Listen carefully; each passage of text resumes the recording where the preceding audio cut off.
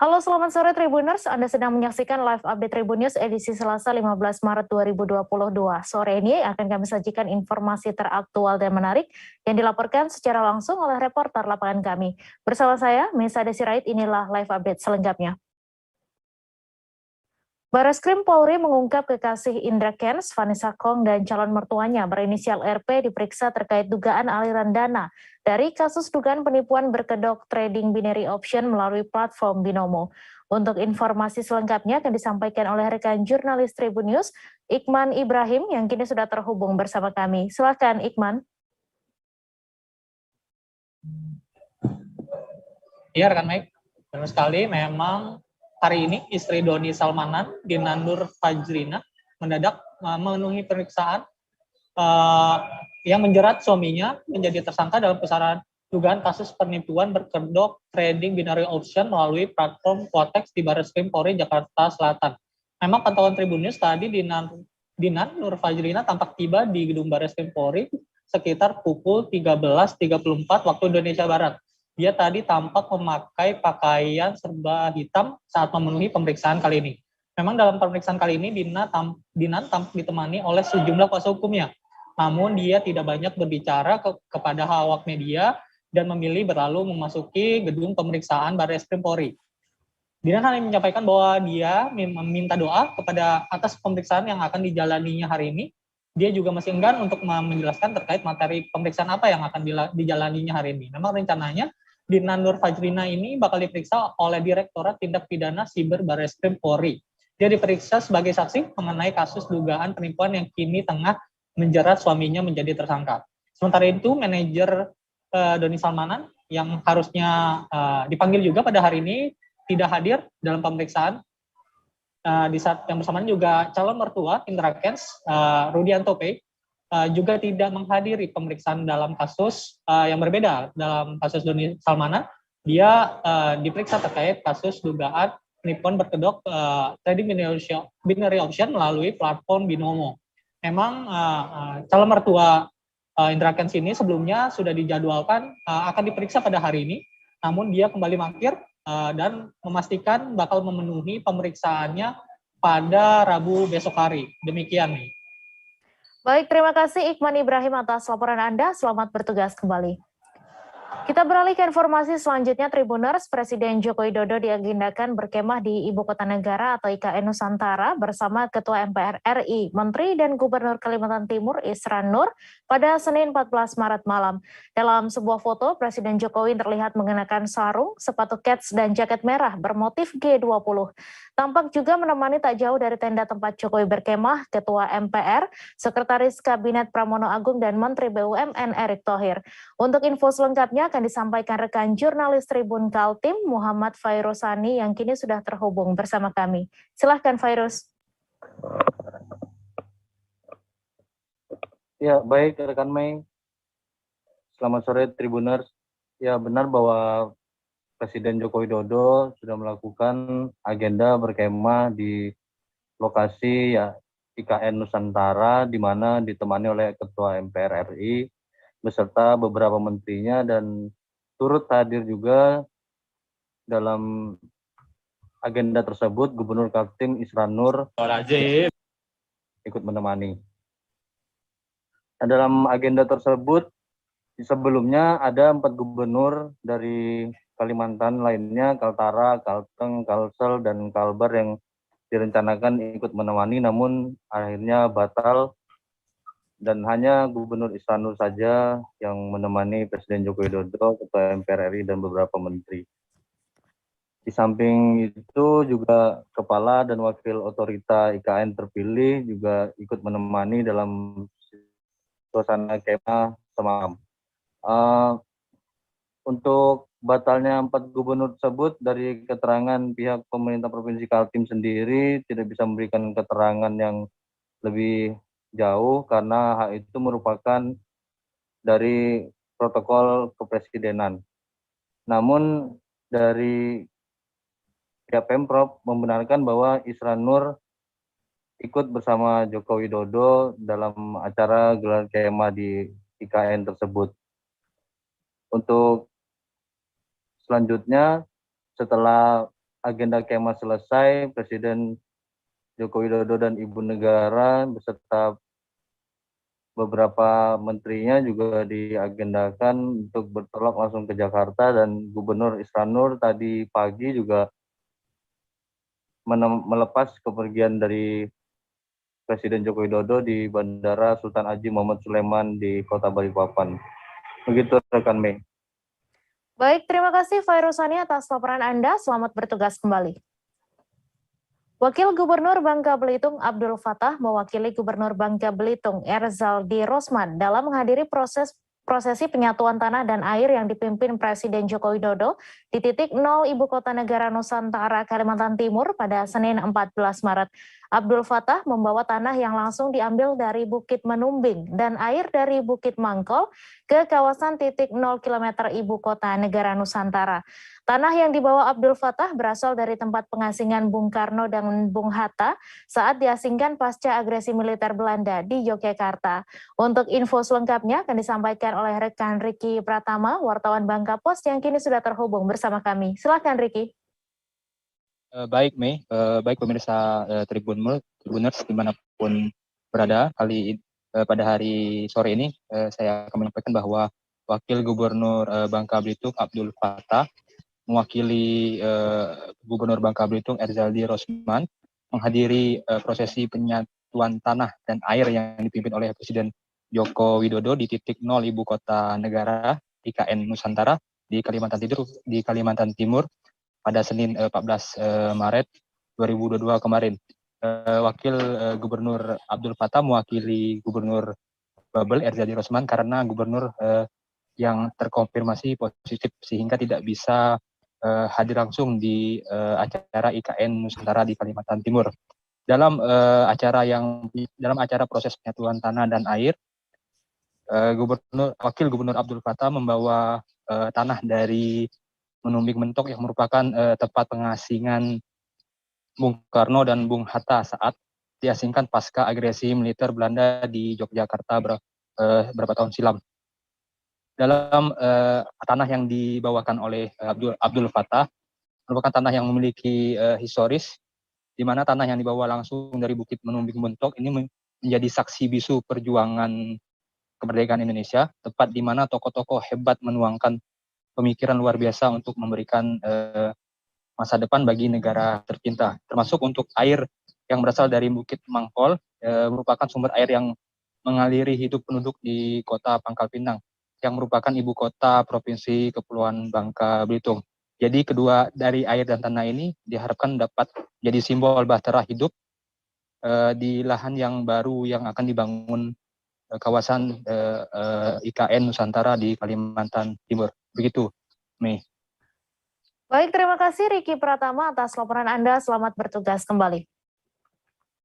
Kita beralih ke informasi selanjutnya. Tribuners, Mujiono resmi menjabat sebagai Ketua DPD Partai Demokrat DKI Jakarta periode 2022-2027.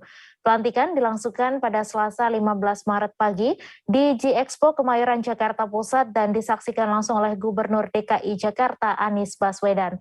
Pembacaan sumpah dipimpin oleh Ketua Umum Partai Demokrat Agus Harimurti Yudhoyono dan diikuti oleh para pengurus. Untuk mengetahui info lebih detailnya, sudah bergabung bersama kami rekan jurnalis Tribun Jakarta Nur Indah Farah yang kini sudah terhubung bersama kami. Silakan Farah.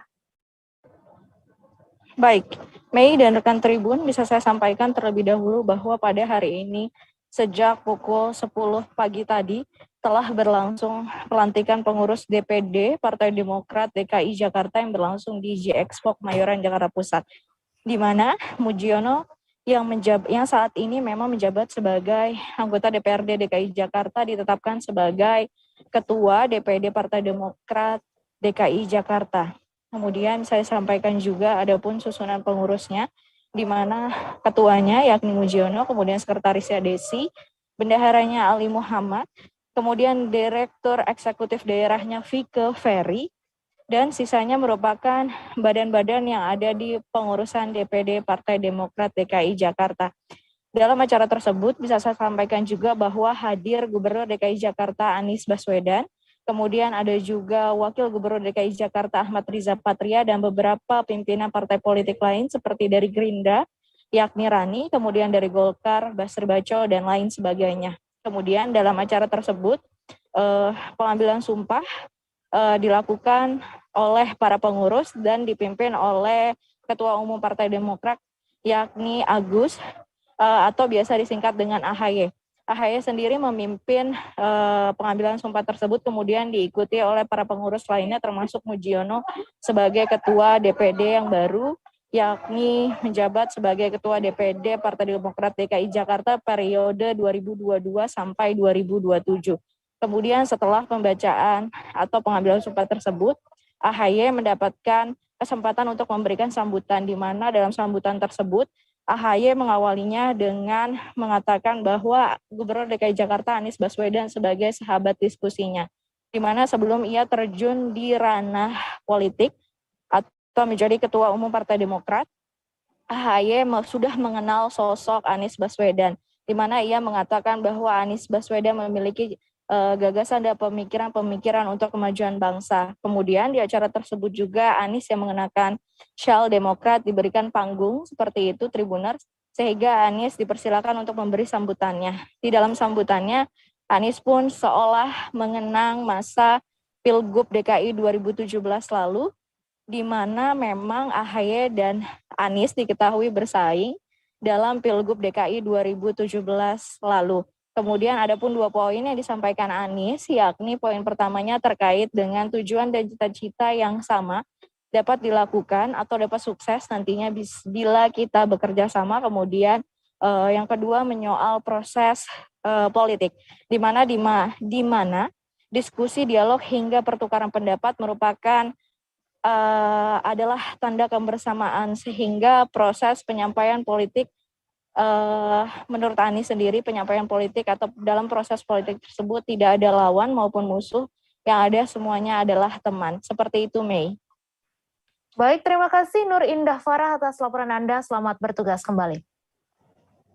Ritual melasti serangkaian upacara Tawur Tabuh Gentuh digelar di Pura Agung Besakih pada Selasa 15 Maret pagi.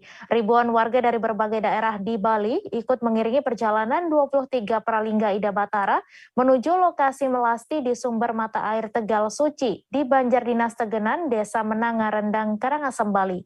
Untuk info selengkapnya akan disampaikan rekan jurnalis Tribun Bali, Eka Mita Suputra, yang kini sudah terhubung bersama kami. Silakan Eka. Baik, terima kasih Mei.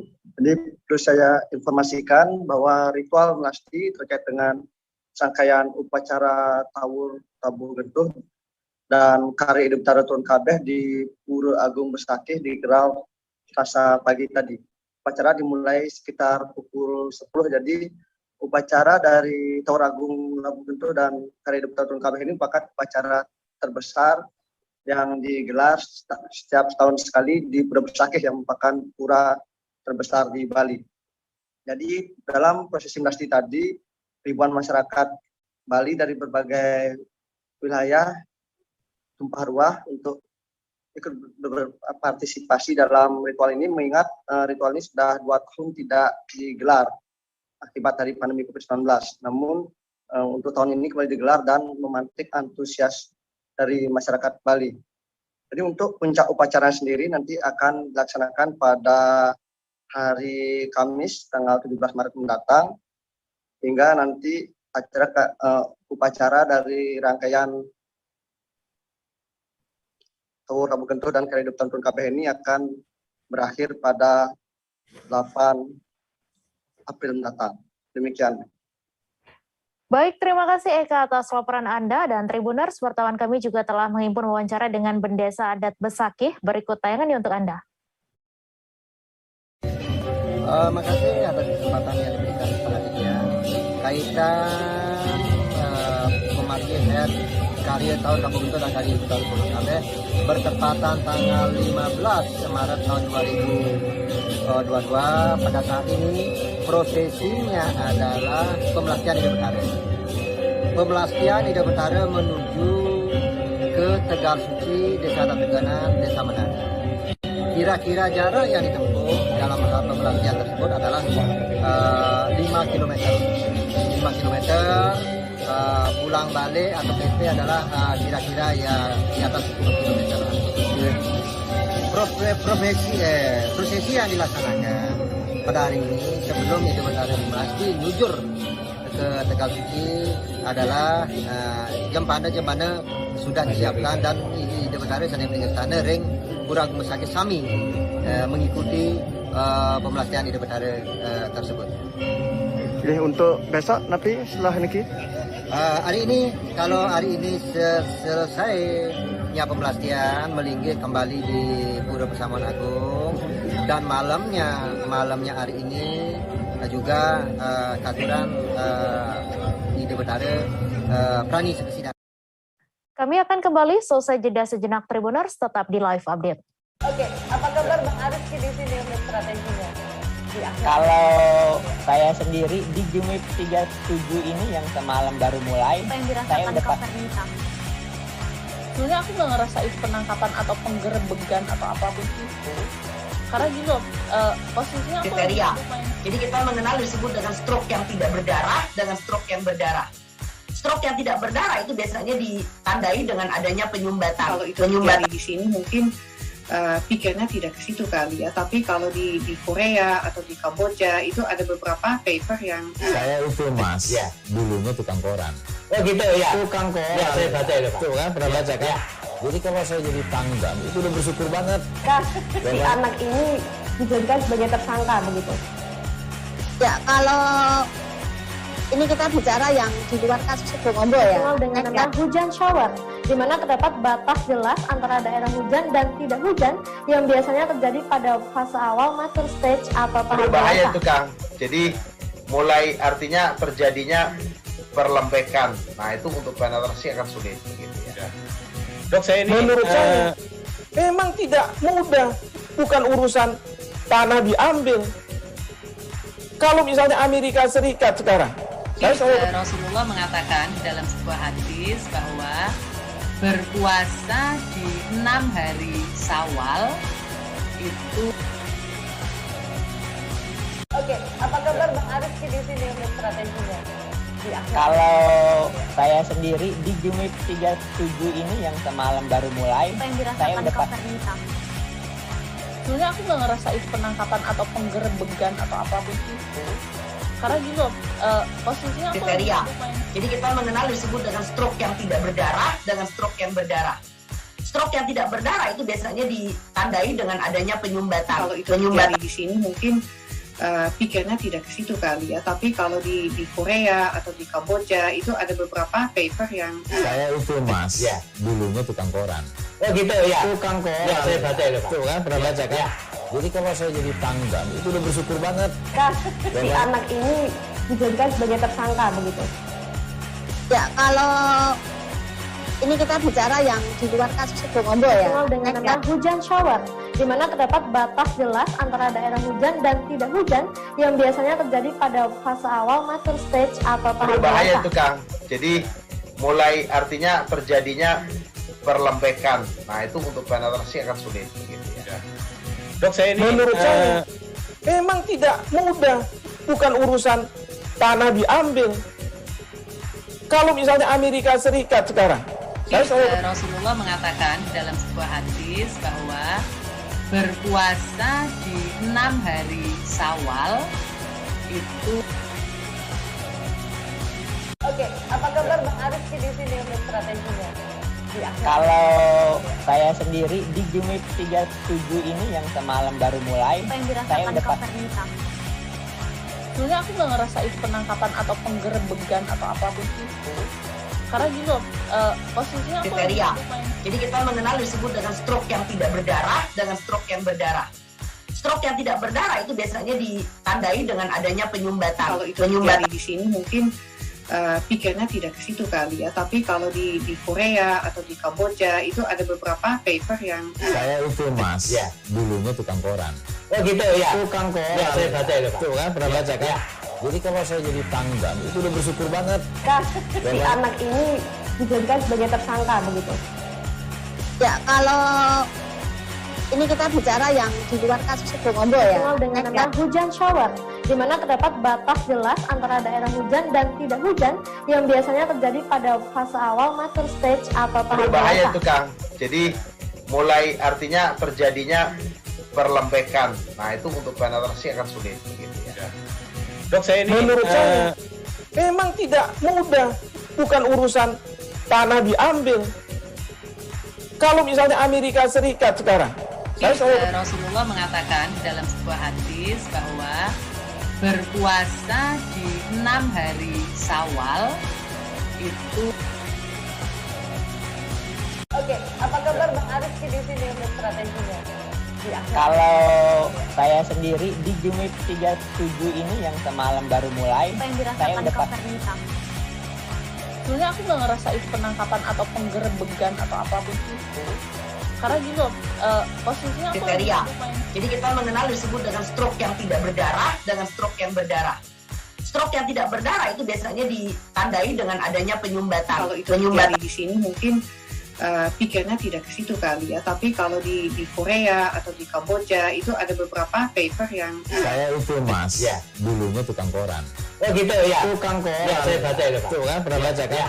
Jadi kalau Terima kasih Anda masih menyaksikan live update. Polres Kota Mobagu mengungkapkan tindak pidana kasus kejahatan seksual terhadap anak di bawah umur pada Senin 14 Maret.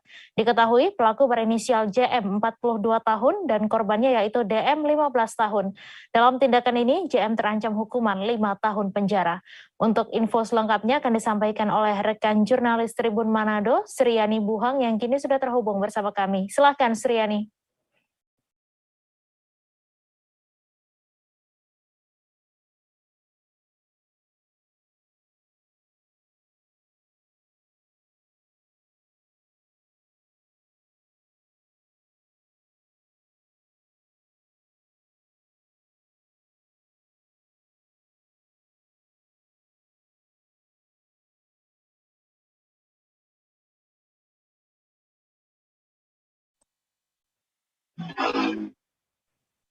Silakan Sriani.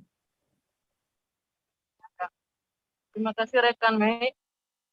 Kepolisian Resort Polres Kota Mobagu mengungkapkan kasus dugaan kekerasan seksual terhadap anak di bawah umur, di mana hal itu terungkap setelah orang tua korban mengetahui anaknya diperlakukan tak senonoh oleh terduga pelaku kejahatan seksual, yaitu JM berusia 42 tahun, warga Kabupaten Bolang Mongono Timur.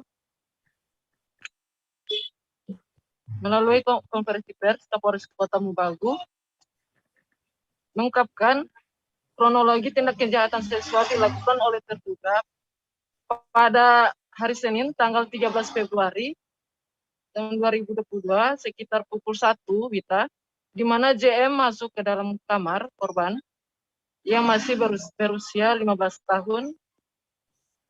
Kemudian JM mengajak korban ini menonton video porno. Akibat hal tersebut, JM dikenakan pasal 81 ayat 1 atau pasal 82 ayat 1 Undang-Undang Republik Indonesia nomor 17 tahun 2016 tentang penetapan peraturan pemerintah pengganti Undang-Undang Republik Indonesia nomor 1 tahun 2016 tentang perubahan kedua atas tentang perlindungan anak menjadi undang-undang dengan ancaman penjara 5 tahun. Ya, baik, rekan Mei. Ya baik, terima kasih Sriani dari Tribun Manado atas laporan Anda, dan Tribuners, wartawan kami juga telah menghimpun wawancara dengan Kapolres Kota Mobagu. Berikut tayangannya untuk Anda. Persetubuhan terhadap anak di bawah umur dan pencabulan terhadap anak di bawah umur. Yang mana kedua perkara atau kasus ini berhasil kami dari jajaran Satreskrim Polres Kota Mobagu ungkap dalam waktu kurang lebih 1 minggu. Ada 2 LP yang kita terima. Yang pertama adalah LP 108 itu di tanggal 3 Februari, di mana korban atas nama DM, inisial DM, kemudian dengan tersangka laki-laki JM yang berumur 42 tahun. Seorang Babin Kamtibmas menemukan narkoba jenis sabu seberat 17 kg di rumah seorang warga di Natar, Kabupaten Lampung Selatan. Penemuan sabu ini berawal dari upaya Babin Kamtibmas tersebut bersama pamong setempat yang hendak memediasi kisruh rumah tangga antara suami dan istri. Saat mediasi, Babin Kamtibmas curiga dengan gelagat sang suami lalu melakukan pemeriksaan dan menemukan sabu tersebut. Untuk info selengkapnya akan disampaikan rekan jurnalis Tribun Lampung, Hendra Saputra, yang kini sudah terhubung bersama kami. Silakan Hendra. Terima kasih, Mei. Terkait yang kemarin ya, penemuan sekitar 17 kg sabu ya, di daerah Lampung Selatan, Natar. Itu kemarin sempat kita tanya-tanya juga kepada kepala dusun bahwasanya sebelumnya polisi Babin Kamtibmas bersama dengan aparatur desa ya, yaitu Kadus, Bapak M. Saleh kemarin itu mendapat laporan dari Polda Lampung bahwasanya ada salah satu warga mereka yang bertengkar terkait rumah tangga.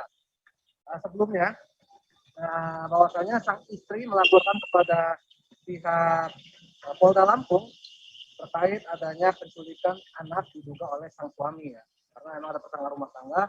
Dari Polda Lampung langsung melanjutkan kepada Polsek Natar ya, Natar, karena memang ini konteksnya adalah rumah tangga, jadi dibantu oleh Babin Kamtibmas saja, Babin Kamtibmas dan juga aparatur desa yaitu Kadus. Diberikan mediasi antara suami dan juga istrinya. Namun di sini Babin Kamtibmas beserta aparatur desa melihat ada kecurigaan terkait pelaku, yang dimana apabila ini memang pure daripada ini ya, daripada rumah tangga ya, itu rumah tangga saja, ada kecurigaan mengapa pelaku takut dan sempat ingin kabur, namun dihentikan oleh pihak aparatur desa ya, oleh Pak Kadus itu dengan menahan motor tersangka. Di situ setelah dilakukan mediasi dengan istrinya dan anaknya kembali dibawa oleh sang istri ya, untuk kasus daripada rumah tangga tersebut sudah selesai, namun dilanjutkan lagi karena kecurigaan tadi dilanjutkan lagi oleh pihak Babin Kamtibmas dan juga Kadus serta warga ya, beberapa warga melanjutkan menggeledah rumah kontrakan tersangka berinisial JD dan menemukan salah satu barang bukti berupa bom atau alat hisap sabu ya, rakitan. Dan di situ ditanyakan oleh pihak Babin Kamtibmas sudah berapa lama beliau menggunakan sabu, dan dikatakan bahwasanya baru sekitar 3 hari yang lalu beliau mengatakan. Dan ditanyakan lagi masih ada tidak barangnya, tapi pihak tersangka tidak mau mengaku ya bahwasanya barangnya ada atau tidak. Di situ pihak warga, tokoh masyarakat, tokoh agama dan juga aparatur desa beserta Babin Kamtibmas kembali melakukan penggeledahan dan ditemukan ada sekitar 10 paket besar ya, dan juga beberapa belas paket kecil yang bila dihitung-hitung itu kemarin kita dapat laporan dari pihak Polsek ya, itu sekitar 17 kg. Dan itu ditemukan di 4 lokasi yang berbeda ya. Yang pertama itu ada di kamar mandi, ada di kamar tersangka, ada juga di piringnya di dapur, dan ada juga di loteng. Nah, seperti itu rekan Mei, yang kita dapat informasinya kemarin terkait penemuan sabu 17 kg di salah satu rumah kontrakan warga. Baik. Ya, laporan saya. Baik, terima kasih Hendra Saputra atas laporan Anda, dan Tribuners, wartawan kami juga telah menghimpun wawancara dengan Kepala Dusun setempat. Berikut tayangannya untuk Anda. Kata Pak Edi, ini benar kata dia, sabu. Nah, Pak Edi masih proses itu, saya cari di dapur. Di rak piring saya dapat 6 paket besar juga. Nah, kita cari terus. Sudah itu yang punya, saudara yang punya kontrakan nemu 13 paket sedang. Nah, setelah barang bukti itu diketemukan, saya videokan biar buktinya akurat, berapa jumlahnya, bagaimana bentuk barangnya, baru kita telepon Kapolsek.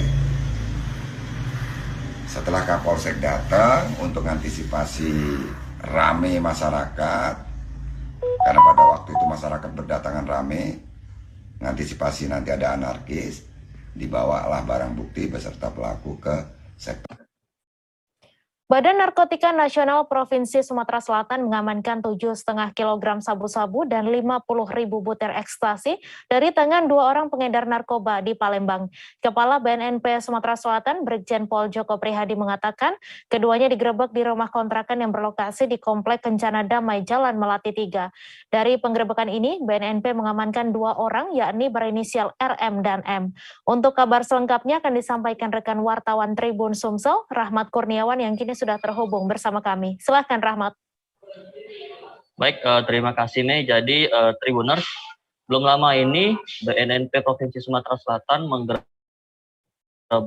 rumah kontrakan yang dijadikan gudang penyimpanan narkoba, jadi sabu-sabu dan juga pil ekstasi. Dari hasil penggerebekan, BNNP Sumsel menyita 7,5 kg sabu-sabu dan juga 50.000 butir pil ekstasi yang rencananya akan diedarkan di sekitaran Kota Palembang, begitu. Nah, untuk dari penggerebekan ini, BNNP Sumsel menangkap RM yang bertugas sebagai menjaga rumah kontrakan tersebut, dan setelah dilakukan pengembangan, BNNP Sumsel turut menangkap orang yang mengendalikan proses transaksi yang ada di rumah kontrakan, yakni inisial M. Dia ditangkap di daerah Bangka Belitung. Dari pengakuan tersangka, dia sudah menempati lokasi tersebut selama 2 bulan terakhir semenjak bulan Januari 2022 lalu dan sudah mengedarkan sabu sebanyak 9 kg di Palembang. Nah, ini awal pengungkapan kasusnya berawal dari kecurigaan masyarakat yang sering terjadinya ada kegiatan transaksi yang mencurigakan di lokasi tersebut. Karena yang datang sebentar langsung keluar lagi. Dari situ BNNP Sumsel bergerak dan berhasil menggerebek kedua tersangka, dan barang tersebut terutama sabu-sabu diduga berasal dari Provinsi Aceh, sedangkan untuk pil ekstasi sendiri masih dilakukan pengembangan. Nah, dari pengakuan kedua tersangka, barang tersebut baru sampai 2 pekan terakhir di rumah kontrakan itu, dan rencananya memang akan untuk diedarkan di Kota Palembang. Kemudian untuk yang selama 3 bulan terakhir ini, tepatnya di bulan Januari, Februari, dan bulan Maret tahun 2022 ini, dari rumah ini sudah ada transaksi sebanyak 6 kali, di mana 9 kg sabu-sabu dan juga sekitar 35.000 pil ekstasi sudah dijual oleh kedua tersangka ini melalui rumah tersebut. Transaksi memang sering dilakukan di rumah kontrakan, dan kini keduanya sudah diamankan oleh BNNP Provinsi Sumsel. Demikian, Mei. Baik, terima kasih Rahmat Kurniawan atas laporan Anda, dan Tribuners, wartawan kami juga telah menghimpun wawancara dengan Kepala BNNP Sumsel. Berikut tayangannya untuk Anda. Hanya jaringan Palembang, ya. Jadi nanti kita sudah tadi sampaikan bahwa kita sudah mengantongi beberapa nama untuk keterdekat DPO. Jadi ini baru kita mencoba jaringan Palembang ini ya. Jadi jaringan Palembang ini dari sini dijual di sini, jaringan di sini, dan pengudangannya di Palembang. Jadi mohon restu sajalah, mudah-mudahan kita bisa mengungkap lagi yang lebih tinggi lagi, karena ini sudah pada tingkat sebagai pengendali, sebagai orang yang menerima uang, ya, yang orang juga yang mencari pembeli transaksional. Nah, ini sudah dilakukan oleh 2 orang ini. IP di mana Bang ditemukan? Tadi jalan itu di komplek apa tuh? Kencana Damai, Enten, ya. Tadi jumlah jumlah 7,2 kilo sabu dan 50.000 ekstasi. Ya. Saya kira itu. Terima kasih. Warga Dusun Rebak, Desa Compangloni, Kecamatan Ranamese, Kabupaten Manggarai Timur hingga saat ini belum memiliki penerangan yang bersumber dari listrik PT PLN. Karena itu, warga meminta kepada pemerintah daerah dan pihak PT PLN untuk membangun jaringan agar mereka mendapatkan akses listrik. Untuk info selengkapnya akan disampaikan langsung oleh rekan jurnalis Tribun Flores, Robert Tropo, yang kini sudah terhubung bersama kami. Silahkan, Robert. Baik, selamat sore Mei dan Tribuners. Dapat dilaporkan bahwa di Kabupaten Manggarai Timur, ya salah satunya di Dusun Rebak, Desa Compangloni, Kecamatan Ranamese, Kabupaten Manggarai Timur, Provinsi Nusa Tenggara Timur. Hingga saat ini sebanyak 45 warga di kampung atau dusun tersebut, Dusun Rebak tersebut, hingga saat ini belum dialiri listrik dari PT PLN. Karena itu, pada kunjungan Bupati Manggarai Timur, Agas Andreas di Kampung Rebak, warga masyarakat setempat meminta kepada Bupati dan juga pihak PLN untuk mengadakan atau membangun jaringan listrik menuju ke kampung tersebut. Menurut mereka, selama ini mereka hidup di bawah naungan kegelapan pada malam hari. Menurut masyarakat juga bahwa belum adanya listrik bagaikan mereka belum merdeka. Sementara tetangga kampung di desa yang sama, Desa Compangloni, sudah merdeka karena mereka sudah mendapat aliran atau penerangan dari listrik PLN. Karena itu masyarakat sangat berharap kepada Bupati, dalam hal ini pemerintah daerah melalui Bupati dan juga kepada pihak PLN untuk membangun jaringan listrik baru yang disambung dari kampung tetangga sampai di kampung itu hanya sejauh 1,2 kilo atau 1.200 meter dengan jumlah tiang sekitar 5 tiang saja.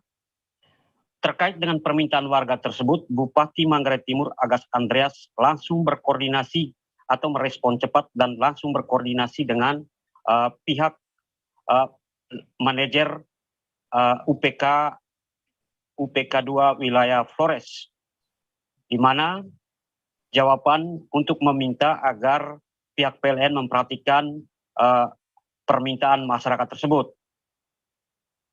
Dari penyampaian atau koordinasi Bupati tersebut, pihak PLN langsung menyampaikan akan menindaklanjuti dan akan melakukan survei untuk mengetahui lokasinya dan juga berapa biaya yang akan diusulkan nanti. Demikian, Mei. Baik, terima kasih Robert atas laporan Anda, dan Tribuners, wartawan kami juga telah menghimpun wawancara dengan warga dusun setempat. Berikut tayangannya untuk Anda. Pertama, untuk kami di Desa Compangloni, khusus di Dusun Rebak ini, kami merasa tertinggal karena saat ini kami masalah kendala dengan aliran listrik, di mana saat ini tetangga-tetangga kami sudah memiliki jaringan listrik, namun kami di sini ada 45 kakak itu belum mendapatkan jaringan listrik. Dan kalau kita berbicara listrik, itu hal yang memang sangat penting dan tidak bisa dipisahkan dari kehidupan modern saat ini. Jadi kami mohon kepada pemerintah, dalam hal ini pihak PLN, untuk memberikan perhatian bagi kami di Dusun Rebak ini. Karena sampai sejauh ini kami belum merasakan kemerdekaan yang sesungguhnya. Bahwa negara Indonesia ini sudah merdeka sejak tahun 1945. Namun hari ini kami sebagai masyarakat Dusun Rebak belum merasakan secara maksimal. Oleh karena itu, lagi-lagi kami mohon kepada pihak PLN untuk memberikan perhatian bagi kami di sini. Kira-kira jarak dari pusat listrik sampai dengan di sini berapa kilo?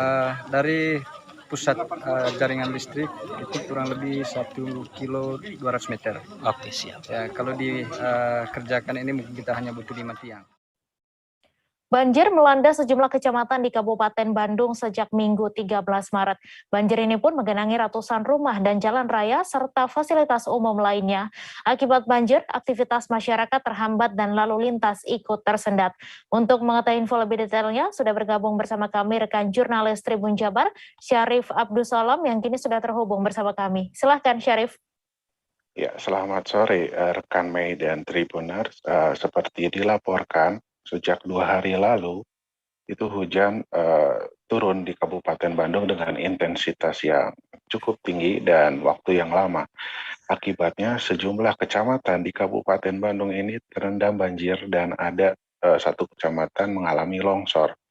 Kami telah menghimpun data dari BPBD Kabupaten Bandung, itu kecamatan pertama yang mendapatkan dampak dari banjir ini adalah Kecamatan Dayakolot. Itu ada sekitar 2.300 kepala keluarga yang terdampak, dan akhirnya 272 jiwa diantaranya harus mengungsi di shelter yang ada di desa Dayakolot dan Desa Citerep. Kemudian di Bojong Soang pun, di Kecamatan Bojong Soang itu terdapat 2.800 kepala keluarga yang terdampak. Mereka semuanya berada di Desa Tegaluar.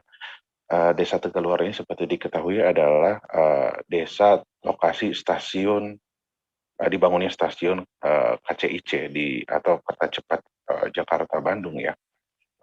Namun uniknya, walaupun 2.800 kepala keluarganya terdampak dan jalan Sapan yang ada di Tegaluar yang terendam, mereka memilih untuk bertahan di rumah dan tidak mengungsi walaupun pemerintah sudah menyiapkan tempat pengungsian. Kemudian di Bale Endah, itu masih di Kecamatan Bale Endah, banjir masih melanda di Kelurahan Andir. Di Kelurahan Andir ini tadinya hari ini Menko Marves RI dijadwalkan untuk mendatangi kolam retensi Andir, namun karena banjir masih tergenang di sini, jadi beliau tidak mendatangi lokasi, walaupun sudah dilakukan penyedotan air banjir ya, dan dibuang ke Sungai Cisangkui. Kemudian di Kecamatan Ranca Ekek ini pun terjadi banjir dan lebih dari 2.000 kepala keluarga terdampak. Ini bahkan ada kawasan yang terisolasi ya, yaitu di Kampung Tanggeng sebanyak 70 kepala keluarga itu terisolasi. Namun sekarang hari ini Bupati Bandung mendatangi lokasi dan mengatasi permasalahan di Kampung Tanggeng ini dan Ranca Ekek. Kemudian banjir dan longsor ini pun menimbulkan 2 korban meninggal dunia, yaitu yang pertama di Kecamatan Nagrek, itu 1 orang meninggal karena tertimbun longsor. Kemudian di Ranca Ekek itu terbawa arus 1 orang, dan sebelumnya pun di hari Minggu dan Senin itu terjadi banjir juga di Kecamatan Pangalengan, itu di hulunya, di hulu Sungai Citarum. Kemudian akhirnya air dari hulu ini berkumpul dan di Sungai Citarum dan membuat sejumlah ruas jalan di kawasan Dayakolot ini juga terbanjiri. Di antaranya adalah Jalan Raya Dayakolot dan Jalan Muhammad Toha. Ini akhirnya menimbulkan kemacetan dan masyarakat harus menerobos langsung banjir yang ada di jalan raya ini. Oke, demikian Mei. Baik, terima kasih Syarif Abdussalam atas laporan Anda. Selamat bertugas kembali. Kami masih akan menyajikan informasi menarik untuk Anda seusai jeda sejenak, tetap di Live Update. Oke, apa kabar Bang Arifki di sini untuk strateginya? Kalau saya sendiri di Jumip 37 ini yang semalam baru mulai, saya udah pasti. Sebenarnya aku nggak ngerasa itu penangkapan atau penggerbegan atau apapun itu, karena gini loh, posisinya aku kriteria. Jadi kita mengenal disebut dengan stroke yang tidak berdarah dengan stroke yang berdarah. Stroke yang tidak berdarah itu biasanya ditandai dengan adanya penyumbatan. Kalau itu terjadi di sini mungkin pikirnya tidak ke situ kali ya. Tapi kalau di Korea atau di Kamboja itu ada beberapa paper yang saya itu mas, ya dulunya tukang koran. Oh gitu ya. Tukang koran. Ya saya baca itu Pak. Tuh kan pernah baca kan? Ya. Jadi kalau saya jadi pangdam itu udah bersyukur banget. Kan si anak ini dijadikan sebagai tersangka begitu. Ya kalau ini kita bicara yang di luar kasus Bongombo ya. Dengan nama hujan shower, di mana terdapat batas jelas antara daerah hujan dan tidak hujan yang biasanya terjadi pada fase awal mature stage atau tahap berbahaya dewasa. itu Kang. Jadi mulai artinya terjadinya perlembekan. Nah itu untuk penetrasi akan sulit. Gitu ya. Dok, saya ini menurut saya memang tidak mudah, bukan urusan tanah diambil. Kalau misalnya Amerika Serikat sekarang, Rasulullah mengatakan dalam sebuah hadis bahwa berpuasa di 6 hari Syawal itu. Oke, apa kabar Bang Ariski di sini untuk strateginya? Kalau saya sendiri di Jumip 37 ini yang semalam baru mulai, saya udah pas. Sebenarnya aku nggak ngerasa itu penangkapan atau penggerebekan atau apapun itu. Karena gini loh, posisinya aku kriteria. Jadi kita mengenal disebut dengan stroke yang tidak berdarah dengan stroke yang berdarah. Stroke yang tidak berdarah itu biasanya ditandai dengan adanya penyumbatan. Kalau itu terjadi di sini mungkin pikirnya tidak ke situ kali ya. Tapi kalau di Korea atau di Kamboja itu ada beberapa paper yang saya itu mas, ya dulunya tukang koran. Oh gitu ya. Tukang koran. Ya saya baca itu Pak. Tuh kan pernah baca kan? Ya. Jadi kalau saya jadi pangdam itu udah bersyukur banget. Kan si anak ini dijadikan sebagai tersangka begitu. Ya kalau ini kita bicara yang di luar kasus Bongombo ya. Dengan nama hujan shower, di mana terdapat batas jelas antara daerah hujan dan tidak hujan yang biasanya terjadi pada fase awal mature stage atau tahap berbahaya dewasa. itu Kang. Jadi mulai artinya terjadinya perlembekan. Nah itu untuk penetrasi akan sulit. Gitu ya. Dok, saya ini menurut saya memang tidak mudah, bukan urusan tanah diambil. Kalau misalnya Amerika Serikat sekarang, Rasulullah mengatakan dalam sebuah hadis bahwa berpuasa di 6 hari Syawal itu. Oke, apa kabar Bang Ariski di sini untuk strateginya? Kalau saya sendiri di Jumip 37 ini yang semalam baru mulai, saya udah pas. Sebenarnya aku nggak ngerasa itu penangkapan atau penggerebekan atau apapun itu. Karena gini loh, posisinya aku kriteria. Jadi kita mengenal disebut dengan stroke yang tidak berdarah dengan stroke yang berdarah. Stroke yang tidak berdarah itu biasanya ditandai dengan adanya penyumbatan. Kalau itu terjadi di sini mungkin pikirnya tidak ke situ kali ya. Tapi kalau di Korea atau di Kamboja itu ada beberapa paper yang saya itu mas, ya dulunya tukang koran. Oh gitu ya. Tukang koran. Ya saya baca itu Pak. Tuh kan pernah baca kan? Ya. Jadi kalau saya jadi pangdam itu udah bersyukur banget. Kan si anak ini dijadikan sebagai tersangka begitu. Ya kalau ini kita bicara yang di luar kasus Bongombo ya. Dengan nama hujan shower, di mana terdapat batas jelas antara daerah hujan dan tidak hujan yang biasanya terjadi pada fase awal mature stage atau tahap berbahaya dewasa. itu Kang. Jadi mulai artinya terjadinya perlembekan. Nah itu untuk penetrasi akan sulit. Gitu ya. Dok, saya ini menurut saya memang tidak mudah, bukan urusan tanah diambil. Kalau misalnya Amerika Serikat sekarang, Rasulullah mengatakan dalam sebuah hadis bahwa berpuasa di 6 hari Syawal itu. Oke, apa kabar Bang Ariski di sini untuk strateginya? Kalau saya sendiri di Jumip 37 ini yang semalam baru mulai, saya udah pas. Sebenarnya aku nggak ngerasa itu penangkapan atau penggerebekan atau apapun itu. Karena gini loh, posisinya aku kriteria. Jadi kita mengenal disebut dengan stroke yang tidak berdarah dengan stroke yang berdarah. Stroke yang tidak berdarah itu biasanya ditandai dengan Terima kasih Anda masih menyaksikan live update. Dinas Perindustrian Perdagangan dan Koperasi Kabupaten Tanah Tidung memastikan stok minyak goreng di Tanah Tidung tetap aman. Kepala Bidang Perdagangan Riko Ardianto pun meminta warga Tanah Tidung tidak panik dalam membeli minyak goreng. Untuk detail informasinya akan disampaikan langsung oleh rekan jurnalis Tribun Kaltara, Risnawati, yang kini sudah terhubung bersama kami. Silakan Risna.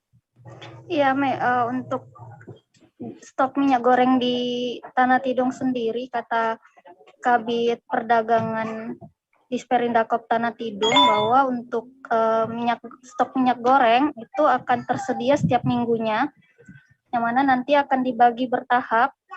Diketahui ada 5 toko yang ada di Tanah Tidung yang menjadi tempat pengambilan minyak goreng subsidi.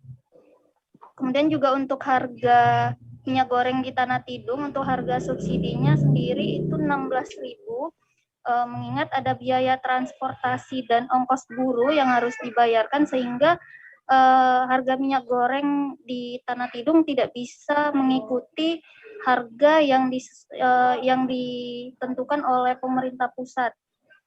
Kemudian juga untuk pemenuhan kebutuhan minyak goreng yang ada di Tanah Tidung sendiri, kata Kabid Perdagangan itu dibutuhkan sekira 8.252 liter per minggu.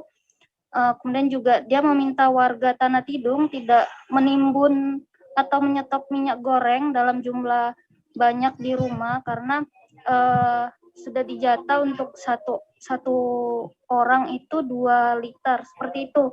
Mei. Ya baik, terima kasih Risna atas laporan Anda, dan Tribuners, wartawan kami juga telah menghimpun wawancara dengan Kabid Perdagangan Disperindakop Tanah Tidung serta warga Tanah Tidung. Berikut tayangannya untuk Anda.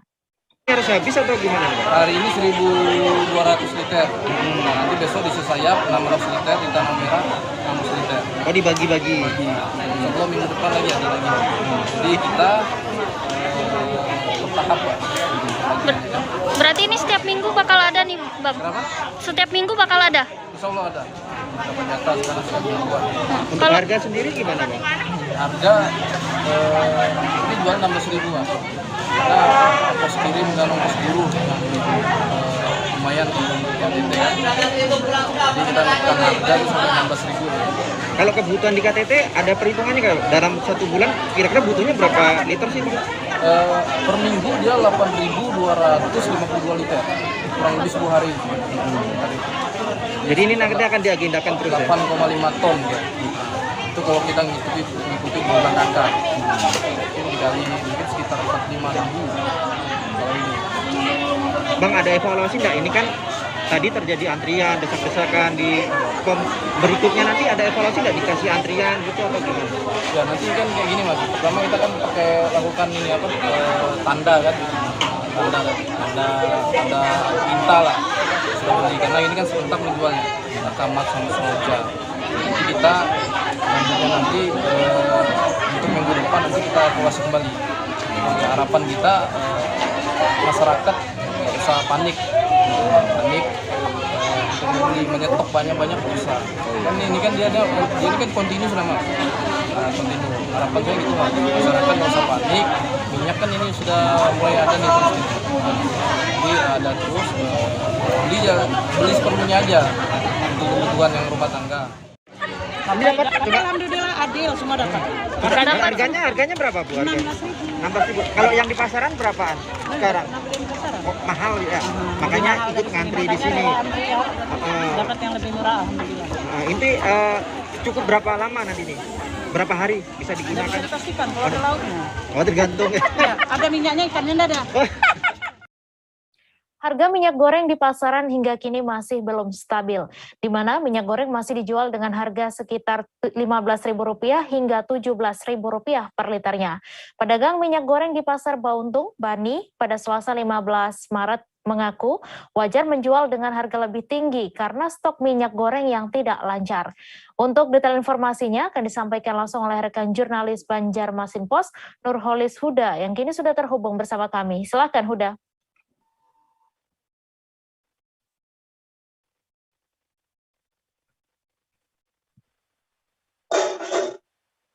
Ya, Mbak Mei. Ya, silakan Huda dengan laporan Anda. Ya, dapat kami laporkan untuk Sobat Tribun News, di mana untuk di harga eceran di pedagang di kawasan Kalimantan Selatan, khususnya di pedagang Pasar Untung Banjarbaru, ini untuk harga minyak goreng ini masih belum stabil, harganya di atas rata-rata atau harga eceran tertinggi, yang mana pemerintah itu sudah menganjurkan untuk harga eceran tertinggi itu maksimal di harga 14.000, namun faktanya di lapangan itu masih ada dan bahkan banyak itu dijual hingga 15.000 hingga 17.000, di mana menurut pedagang di Pasar Untung Banjarbaru ini wajar, menurut mereka wajar karena stok atau distribusi yang didatangkan dari salesnya itu sering terlambat, bahkan adanya barang atau minyak goreng itu sampai datangnya 1 hingga 2 minggu. Bahkan menurut salah satu penjual itu Pak Bani itu harus sampai menunggu 2 minggu baru itu ada, sehingga wajar menurut dia itu menjual harga per liternya 17.000. Dia mengakui bahwasanya kalau menjual itu untuk 2 liternya itu sampai 34.000. Malah yang menarik juga ini menurut Bani, banyak pihak distributor yang juga mulai membundling atau menjual minyak goreng dengan sistem paket, yang misalnya beli 12 liter atau 12 pak minyak goreng itu harus dibeli dengan beras atau produk-produk yang lain, sehingga ini memberatkan dari pedagang eceran untuk menjualnya. Otomatis dia pedagang eceran itu merasa keberatan, sehingga ini mengakibatkan pedagang eceran juga menaikkan harga ecerannya begitu. Dan dikonfirmasi mengenai hal ini, Kepala Dinas Perdagangan Kalsel Berhasani untuk mengenai problem distribusi, memang membenarkan ada problem distribusi yang terkendalanya. Ini ada kaitannya dengan subsidi BBM yang ini mulai langka, karena di Kalimantan Selatan ini untuk BBM khususnya solar bagi truk itu untuk mengirimkan pasokan minyak goreng itu susah, sehingga memang ada keterlambatan pengiriman seperti yang disampaikan oleh Kepala Dinas Perdagangan Kalimantan Selatan. Mengenai sistem bundling itu juga dijelaskan oleh dia bahwasanya memang tidak boleh, dan ini memang aparat penegak kepolisian yang bisa menindaklanjuti hal itu. Demikian Mei yang dapat kami laporkan, kembali ke studio di Jakarta. Baik, terima kasih Huda atas laporan Anda, dan Tribuners, wartawan kami juga telah menghimpun wawancara dengan Kepala Dinas Perdagangan Kalimantan Selatan. Berikut tayangannya untuk Anda.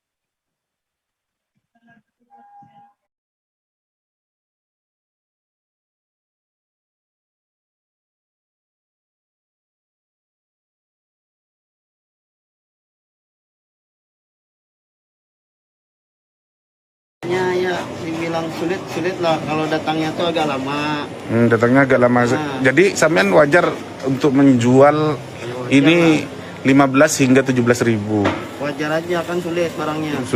Wajar aja ya, sulit barangnya. Kalau ibaratnya banyak datangnya rutin, ibaratnya setiap minggu, mungkin harga bisa normal. Bisa normal lah. Ini kan semuanya pasti mukul. Oh iya. Kalau yang kadang ada punya barang banyak, ada yang dikit, pasti masih jualnya bisa tinggi. Iya itu. Otomatis lah. Di sini sampai jual berapa nih? Tuh 34. 34. Muhammadiyah menggelar kegiatan vaksinasi massal di Desa Wisata Kojadoi, Kecamatan Alok Timur, Kabupaten Sika pada Senin 14 Maret. Penjemputan tim vaksinasi berlangsung meriah dengan iringan tarian dari para pelajar muda di Desa Kojadoi. Masyarakat tampak antusias menghadiri kegiatan vaksinasi massal ini. Untuk info selengkapnya akan disampaikan rekan jurnalis Tribun Flores, Nofri Fuka, yang kini sudah terhubung bersama kami. Silakan Nofri. Iya, Mai, terima kasih.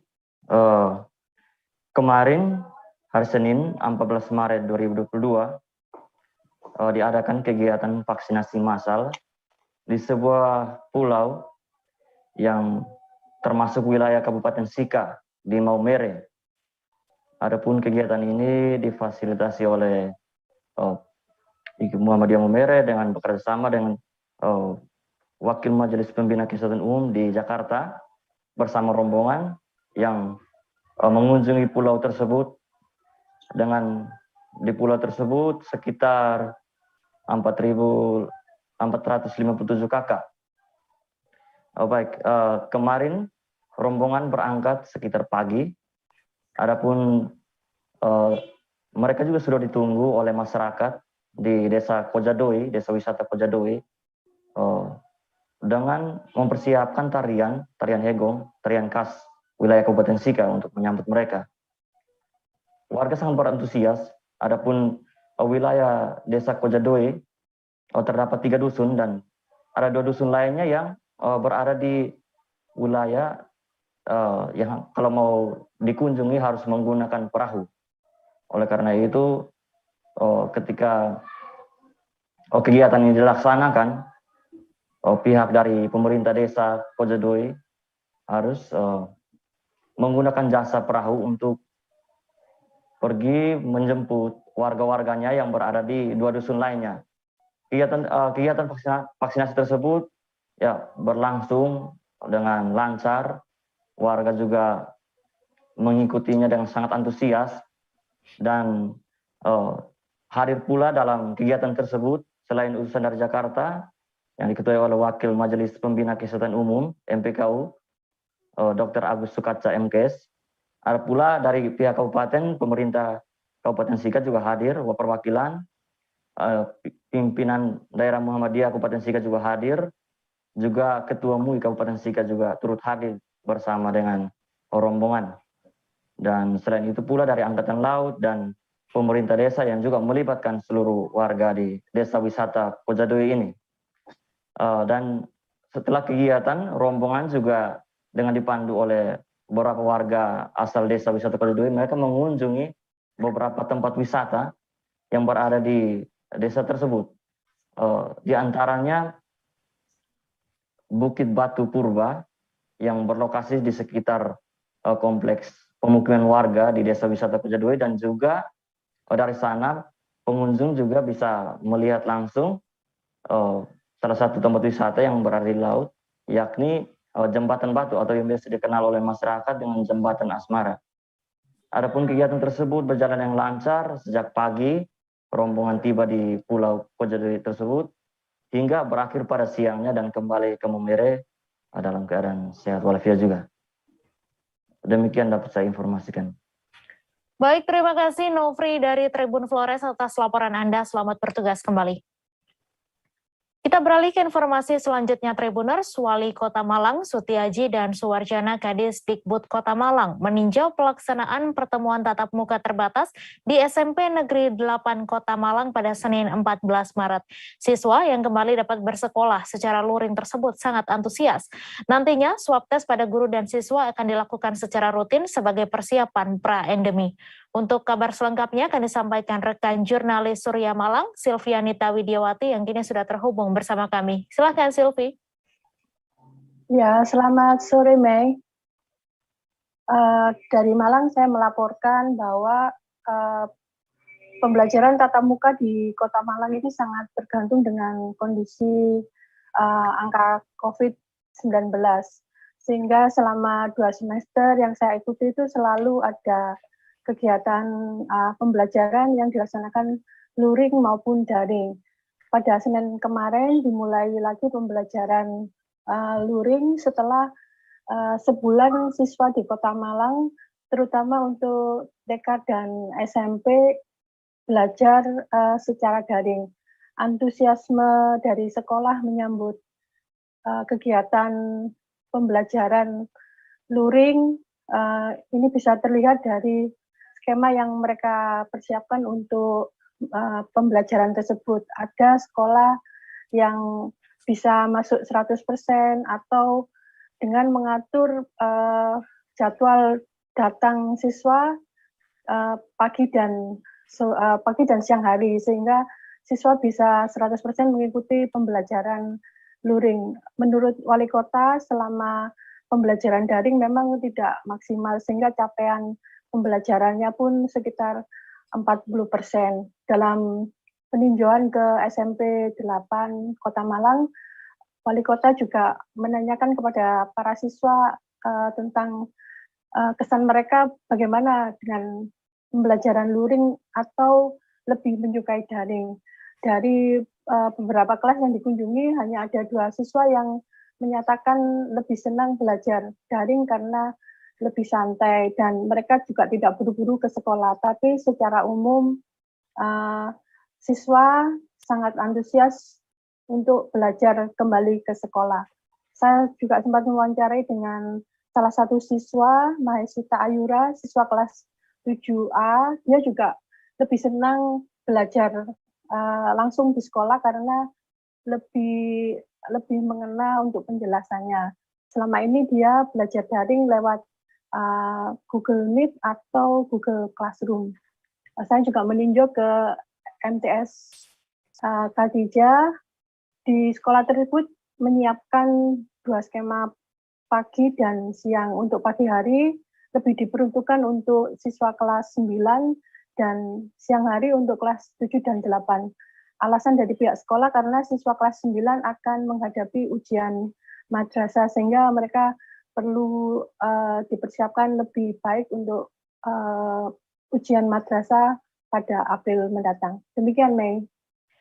Baik, terima kasih Sylvie atas laporan Anda, dan Tribuners, wartawan kami juga telah menghimpun wawancara dengan salah seorang siswa serta Wali Kota Malang. Berikut tayangannya untuk Anda. Saya dari kelas 7A, ya, dari SMP 8 Malang. Ya, dengan adanya PTM kembali ini menurut Mbaknya gimana? Menurut saya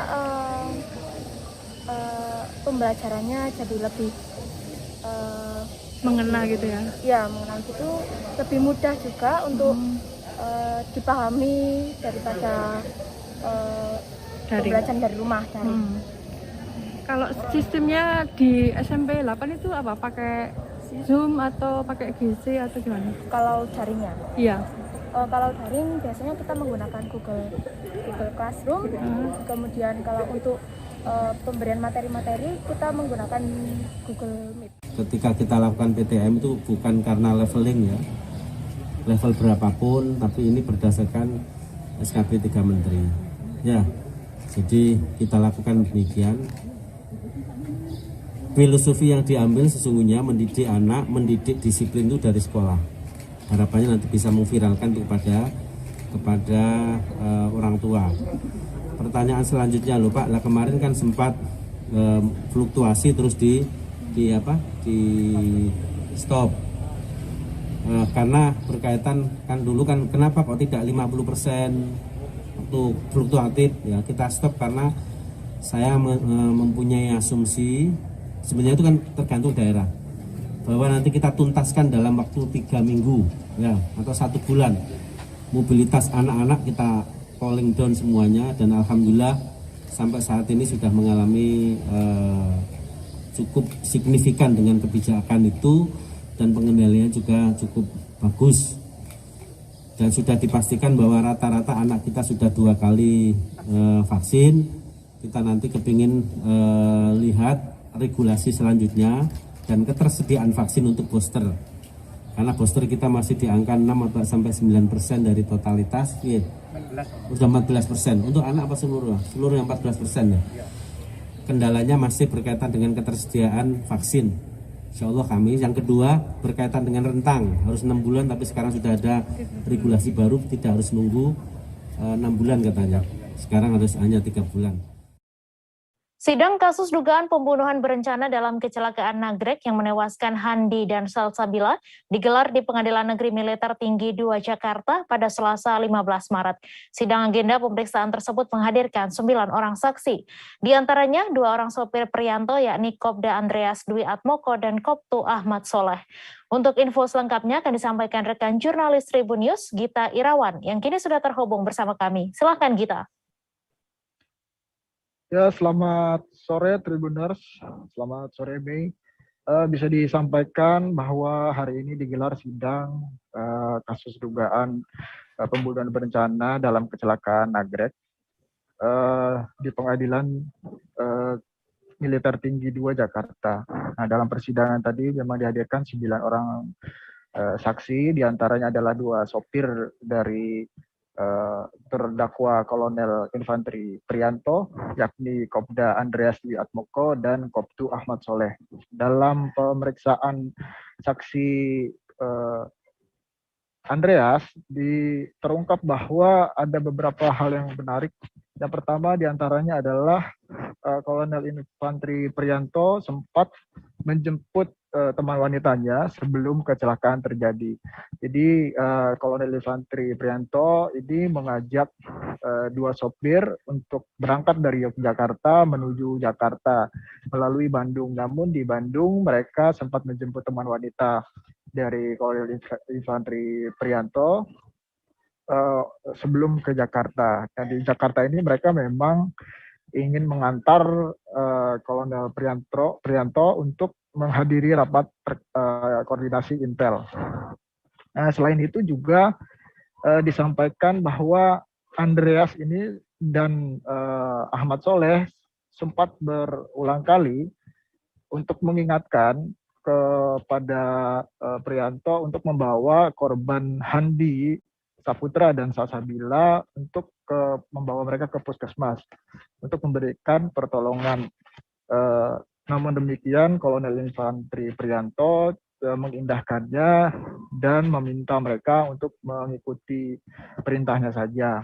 Kolonel Infanteri Prianto juga sempat membawa sendiri kendaraan itu, walaupun ada 2 orang sopir bersamanya, dan Kolonel Infanteri Prianto juga sempat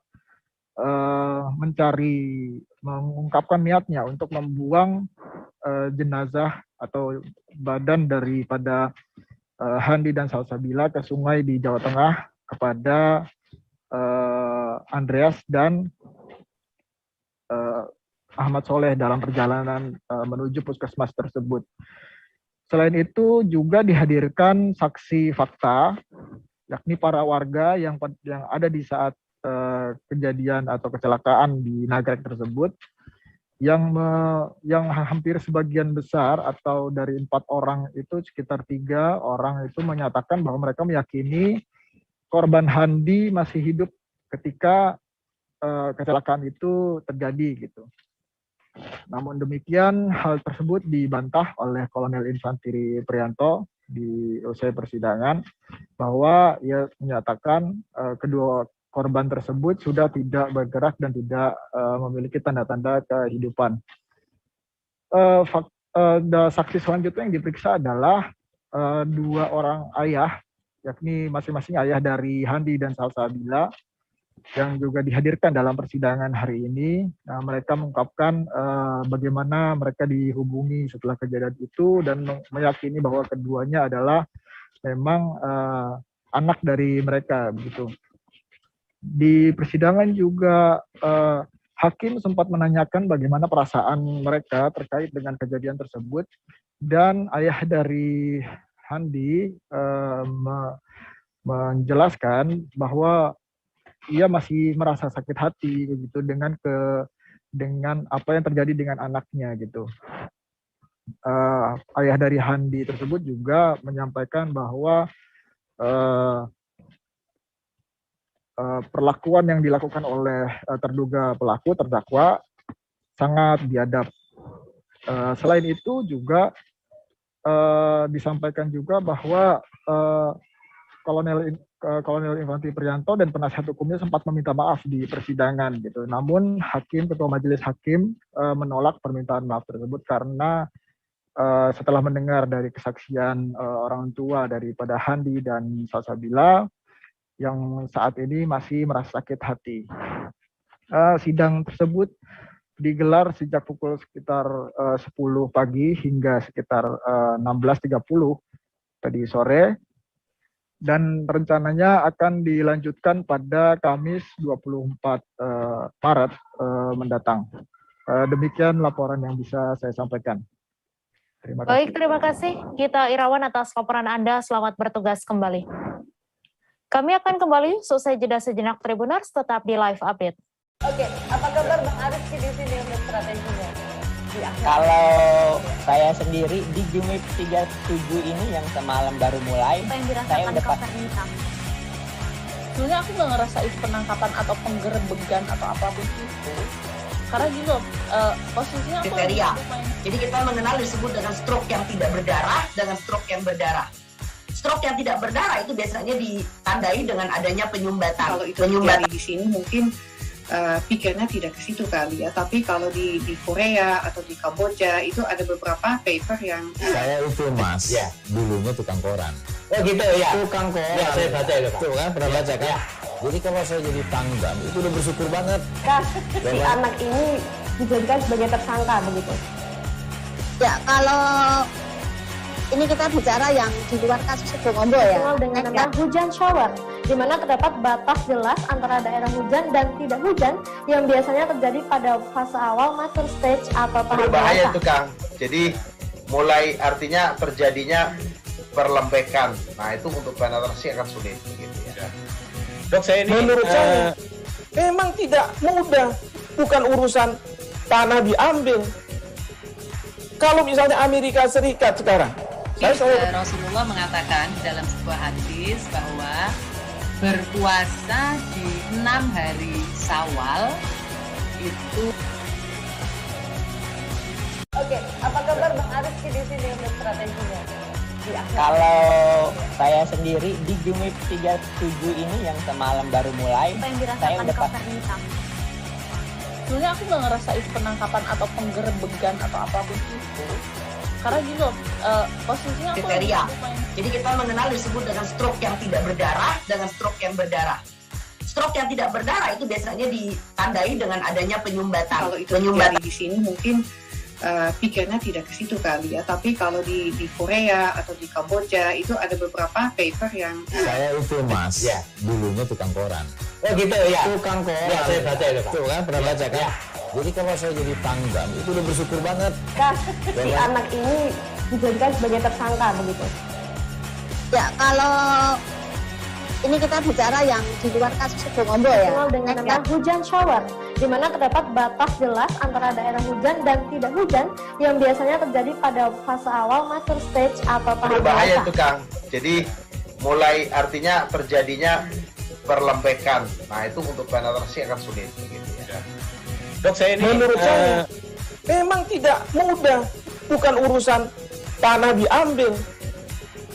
Kalau misalnya Amerika Serikat sekarang, Rasulullah mengatakan dalam sebuah hadis bahwa berpuasa di 6 hari Syawal itu. Oke, apa kabar Bang Ariski di sini untuk strateginya? Kalau saya sendiri di Jumip 37 ini yang semalam baru mulai, saya udah sebenarnya aku nggak ngerasa itu penangkapan atau penggerebegan atau apapun itu. Karena gitu, posisinya kriteria.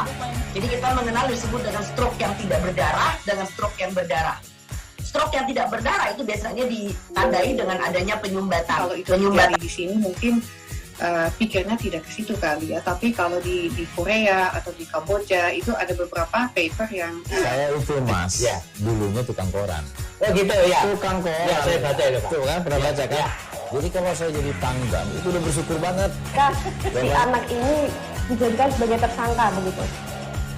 Ya, kalau ini kita bicara yang di luar kasus Sebongombo ya. Dikenal dengan nama hujan shower, di mana terdapat batas jelas antara daerah hujan dan tidak hujan yang biasanya terjadi pada fase awal mature stage atau tahap berbahaya dewasa. itu Kang.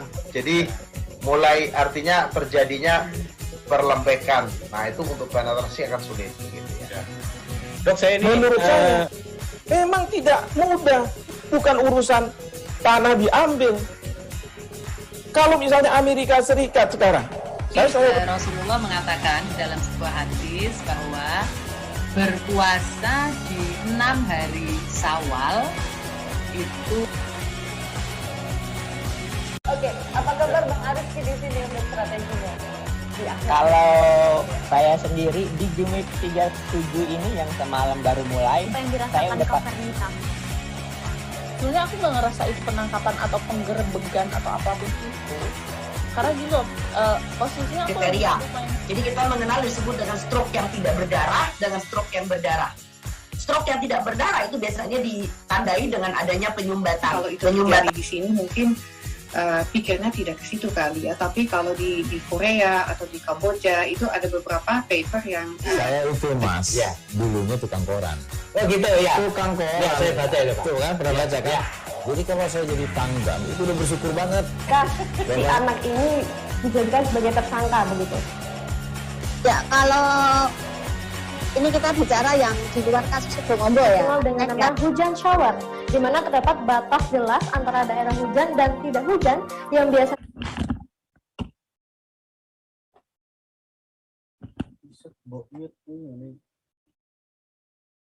Oke, apa kabar Bang Ariski di sini untuk strateginya? Kalau saya sendiri di Jumip 37 ini yang semalam baru mulai, saya udah sebenarnya aku nggak ngerasa itu penangkapan. Terima kasih Anda masih menyaksikan live update. Proyek pembangunan Lumbung Ikan Nasional dan Ambon Newport dibatalkan. Kabar ini disampaikan Menteri Koordinator Bidang Kemaritiman dan Investasi Luhut Binsar Panjaitan kepada 8 wakil rakyat daerah Maluku. Anggota DPD RI Dapil Maluku, Ana Latu Konsina mengungkapkan alasan dibatalkan pembangunan 2 mega proyek itu karena terdapat gunung berapi aktif di dasar laut. Untuk info selengkapnya akan disampaikan rekan jurnalis Tribun Ambon, Mesya Marasabesi, yang kini sudah terhubung bersama kami. Silakan Mesya. Baik, Mei dan juga Tribuners, perlu saya laporkan bahwa proyek pembangunan Lumbung